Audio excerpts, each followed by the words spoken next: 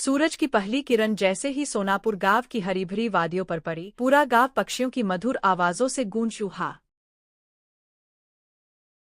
खेतों में ओस की बूंदें मोतियों की तरह चमक रही थी और दूर जंगल से आती ठंडी हवा पूरे वातावरण को शांत बना रही थी।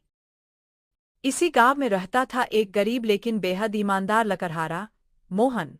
उसकी छोटी सी झोपड़ी थी, जिसमें उसकी पत्नी सीता और 8 साल का बेटा गोपाल रहते थे। मोहन के पास न जमीन थी, न धन दौलत। उसकी पूरी कमाई जंगल से लकड़ियां काटकर बेचने पर निर्भर थी।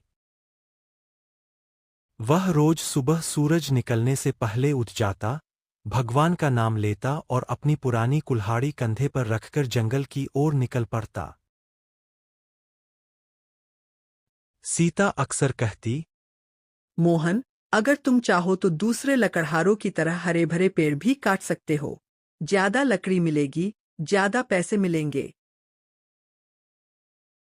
मोहन मुस्कुराकर जवाब देता, सीता, मेहनत की सूखी रोटी भी मीठी होती है। गलत रास्ते से कमाया पैसा कभी सुख नहीं देता।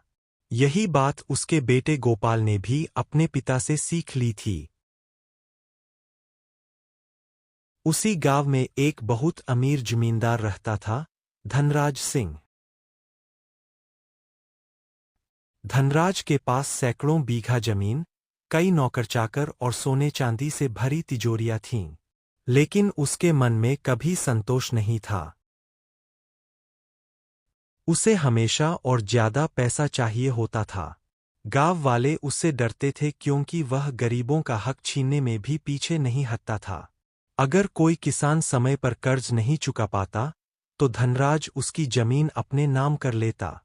लोग कहते थे, धनराज के दिल में इंसानियत नहीं, सिर्फ लालच है।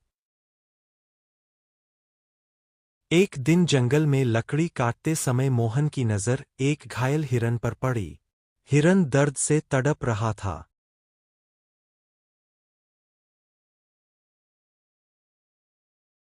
उसके पैर में शिकारी का फंदा कसकर बंधा हुआ था।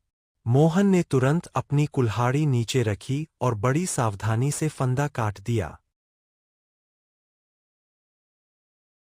हिरन आजाद होते ही कुछ देर तक मोहन की तरफ देखता रहा, जैसे उसकी आंखों में धन्यवाद छिपा हो। फिर वह धीरे धीरे जंगल के अंदर भाग गया।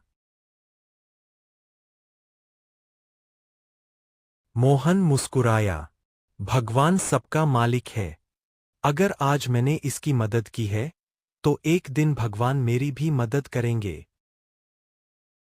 उसी समय झाड़ियों के पीछे खड़ा एक आदमी यह सब देख रहा था। वह कोई साधारण आदमी नहीं था।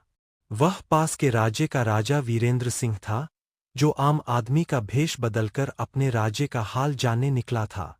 राजा ने सोचा, इतना गरीब होकर भी यह आदमी कितना दयालु और ईमानदार है। ऐसे लोग ही इस राज्य की असली ताकत है। लेकिन राजा ने अपनी पहचान नहीं बताई।